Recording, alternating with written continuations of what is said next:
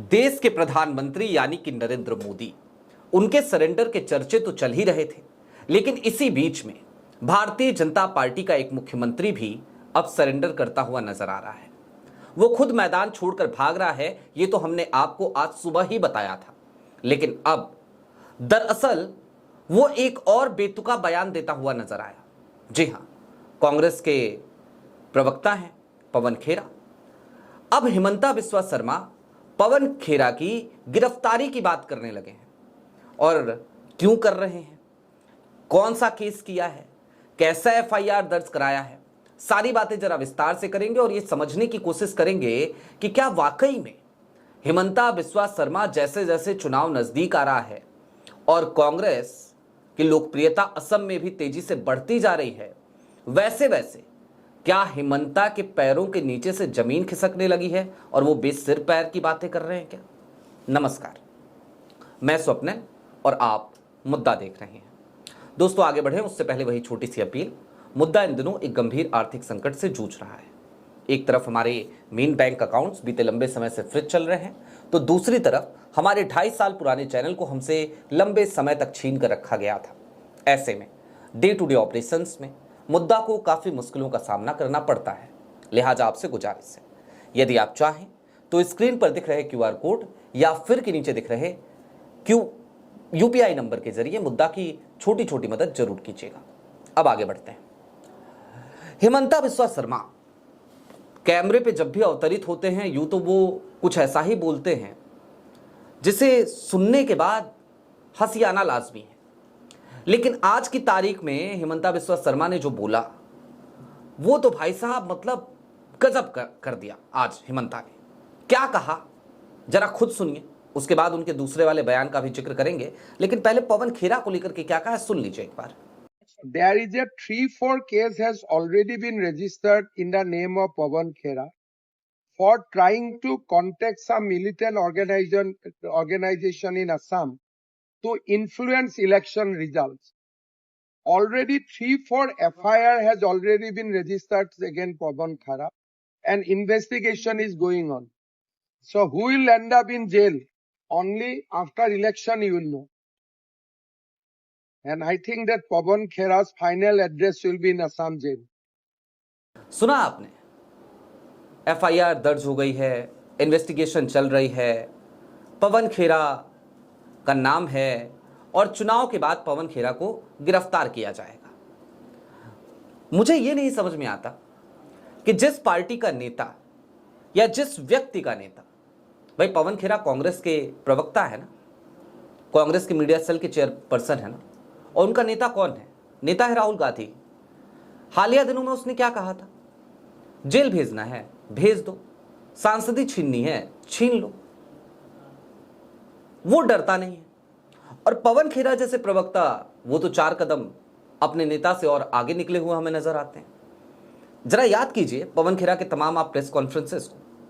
क्या पवन खेरा जब भी सरकार के लूपहोल्स पे बात करते हैं, भ्रष्टाचार पे बात करते हैं, मोदी सरकार को चुनौती देते हैं, सबूत और दस्तावेज लेकर के बैठते हैं और तमाम मीडिया के सामने वो खुल करके मोदी सरकार के ऊपर सवाल उठाते हैं, क्या उन्हें कभी डर लगता है? यूथ कांग्रेस का भी प्रोटेस्ट हुआ, क्या यूथ कांग्रेस के लोग कहीं से कहीं तक डरते हुए आपको नजर आए? तो फिर हिमंता बिस्वा शर्मा क्या ये कहते हुए पवन खेरा को डरा देंगे? ये एक बड़ा सवाल है और इसका असर भी दिखा। हिमंता इधर ये बात बोल रहे थे, उधर पवन खेरा गुवाहाटी पहुंच करके प्रेस कॉन्फ्रेंस कर रहे हैं।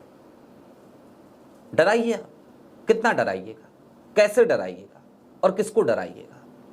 कांग्रेस अब डरने वाली पार्टी तो है नहीं और कांग्रेस कभी भी डरने वाली पार्टी नहीं थी। और जो डरपोक थे वो धीरे धीरे खुद ही कांग्रेस छोड़ करके भारतीय जनता पार्टी की तरफ ही जा चुके हैं। उनमें से एक नाम हिमंता बिस्वा शर्मा का भी है। हिमंता भी कभी कांग्रेस में ही थे, लेकिन डर लगता था, भ्रष्टाचार के आरोप थे, चले गए भारतीय जनता पार्टी में, फाइलें थी उनकी मोटी ताजी, तो चले गए भाजपा में। अब दोस्तों, बात सिर्फ इतनी ही नहीं है कि इन्होंने पवन खेरा की गिरफ्तारी की बात की। जिन लोगों ने सुबह वाली वीडियो नहीं देखी है, उनकी जानकारी के लिए एक और बयान का मैं जिक्र अब कर देना चाहता हूं। आज तक के मंच पर थे हिमंता बिस्वा शर्मा, और जब आज तक के मंच पर थे तो एंकर ने उनसे पूछ लिया, मैं दाद दूंगा आज तक के एंकर की, क्योंकि गोदी मीडिया इस तरीके के सवाल अमूमन भारतीय जनता पार्टी से करती नहीं है, लेकिन एंकर ने पूछा और यह सवाल था जोरहाट सीट को लेकर। आपको याद होगा लोकसभा चुनाव के दरमियान गौरव गोगोई को हेमंता बिस्वा शर्मा ने जोरहाट से चुनाव लड़ने की चुनौती दी थी। उस समय पे गौरव गोगोई ने लोकसभा चुनाव जोरहाट से लड़ा था, जीते थे वो चुनाव, सांसद हैं आज। इसके बाद हेमंता यहीं पे नहीं रुके, हेमंता ने गौरव गोगोई को एक और चुनौती दी और इस बार चुनौती दे करते हुए कहा कि आप विधानसभा चुनाव जोरहाट से लड़िए।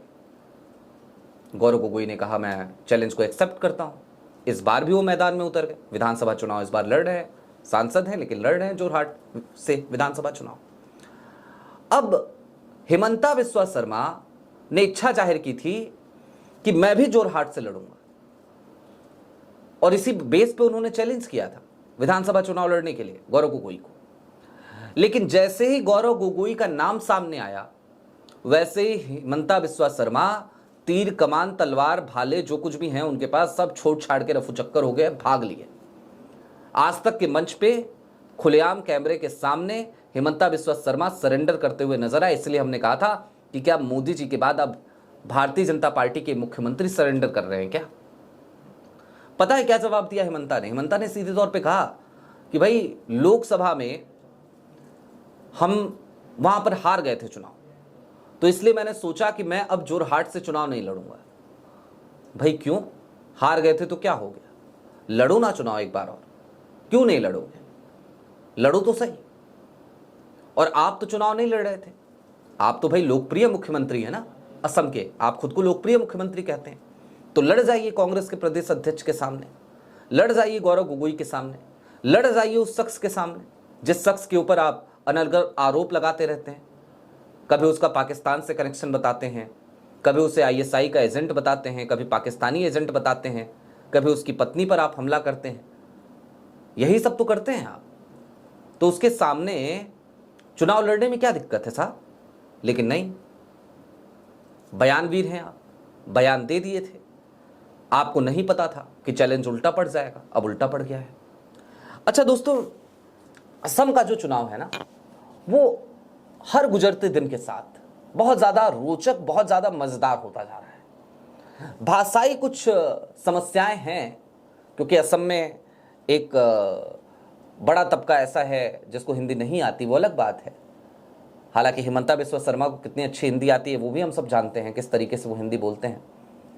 लेकिन उसके बावजूद मैं एक बात कहना चाहता हूं, असम का चुनाव जब से राहुल गांधी ने इसे पर्सनली लिया है या कांग्रेस ने इसे पर्सनली लिया है, तब से कांग्रेस वहां पर हर गुजरते दिन के साथ मजबूत हो रही है और भारतीय जनता पार्टी की जमीन हर गुजरते दिन के साथ खिसकती जा रही है। कैसे, जरा उसको समझिए। ये कोई आज या कल का फैसला नहीं था राहुल का कि हम असम के किले को फतह करेंगे। जब हेमंता बिस्वा शर्मा बार बार गांधी परिवार पर, कभी सोनिया गांधी पर, कभी राहुल गांधी पर, कभी प्रियंका गांधी पर बार बार पर्सनली अटैक करने लगे, उसी समय राहुल ने यह मन बना लिया कि भाई अब असम तो हर हाल में जीतना है।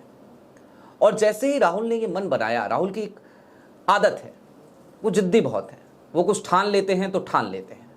तो राहुल ने जैसे ही ये ठान लिया कि अब तो भाई असम लड़ेंगे, असम जीतेंगे, उसके कुछ दिनों के अंदर ही आपने देखा कि उन्होंने बतौर प्रदेश अध्यक्ष वहां पर अपने भरोसेमंद नेता को तैनात कर दिया, यानी कि गौरव गोगोई को। गौरव गोगोई जैसे ही असम के प्रदेश अध्यक्ष बनते हैं, जब तक सदन चलता है, चूंकि वो सांसद है, जब तक सदन चलता है तब तक वो दिल्ली में रहते हैं। उसके बाद वो सीधे जाकर के असम में डेरा डाल देते हैं। हर दिन पार्टी के लिए मेहनत करते हैं, हर दिन लोगों के बीच में जाते हैं, हर दिन जनता से संवाद करते हैं। वहां पर भारतीय जनता पार्टी की सरकार की हर दिन पोल खोलते हैं, हर दिन उसकी चूल्हे हिलाते हैं, हर दिन हेमंता बिस्वा शर्मा के नाक में दम करते रहते हैं। और सर्वे जो आए ना बीते दिनों, उन तमाम सर्वे में एक चीज नोटिस की गई कि कांग्रेस तेजी से आगे बढ़ रही है और भारतीय जनता पार्टी तेजी से नीचे जा रही है।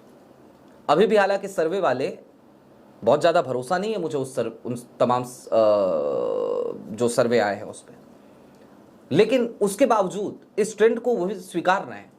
हालांकि अभी भी वो भारतीय जनता पार्टी को मामूली बढ़त दिखा रहे हैं कांग्रेस के ऊपर, लेकिन उसके बावजूद सच्चाई यही है कि वो इस ट्रेंड को बार बार दिखा रहे हैं कि कांग्रेस का ग्राफ ऊपर जा रहा है और भारतीय जनता पार्टी का ग्राफ नीचे आ रहा है, और ये तेजी से हो रहा है। ऐसा नहीं है कि इसमें बहुत वक्त लग रहा है ना, 1 महीने पहले का सर्वे और 1 महीने बाद का सर्वे, दोनों के आंकड़ों में जमीन आसमान का अंतर दिखाई दे रहा है। जो भारतीय जनता पार्टी किसी समय पर जब पहला सर्वे आया था तो ऐसा लग रहा था कि वो तो भाई क्लीन स्वीप कर जाएगी, कांग्रेस बहुत कुछ नहीं कर पाएगी।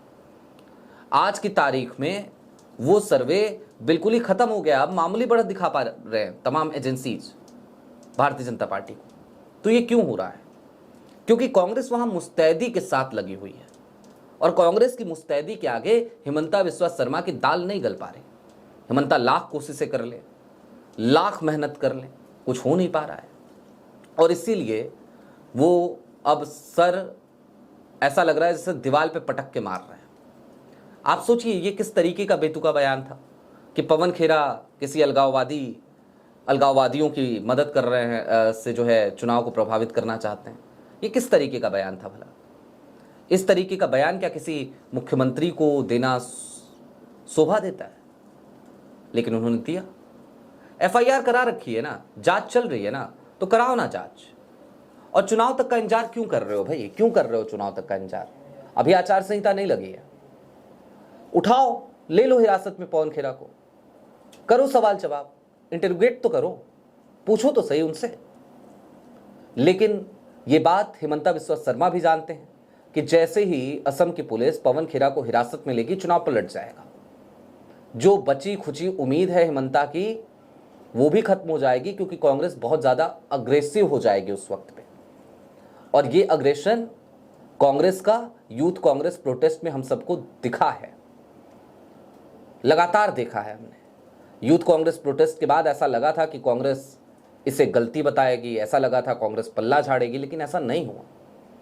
राहुल गांधी सपोर्ट में आए, कांग्रेस के तमाम नेता सपोर्ट में आए, पवन खेरा सबसे पहले वीडियो जारी करते हैं, वो सपोर्ट में आते हैं, और देखते देखते पूरे देश में कांग्रेस यूथ कांग्रेस के साथ जाकर खड़ी हो जाती है, वो लड़ रही है। तो जब इस तरीके के लड़ाके सामने आ जाएं, तो फिर जो भी डरपोक होते हैं ना, उनका डरना लाजमी है। और जब डर लगता है तो फिर इंसान क्या करता है? इंसान उसी तरीके की बेतुकी बातें करता है जिस तरीके की बेतुकी बातें आज की तारीख में हिमंता बिस्वा शर्मा करते हुए नजर आ रहे हैं। आपकी क्या राय है वो हमें कमेंट बॉक्स में जरूर बताइएगा। अभी के लिए दीजिए इजाजत। चलते चलते फिर वही अपील, चैनल पर नए हों तो सब्सक्राइब करते हुए जाइएगा, सक्षम हो तो छोटी छोटी मदद मुद्दा की जरूर कीजिएगा। बहुत शुक्रिया।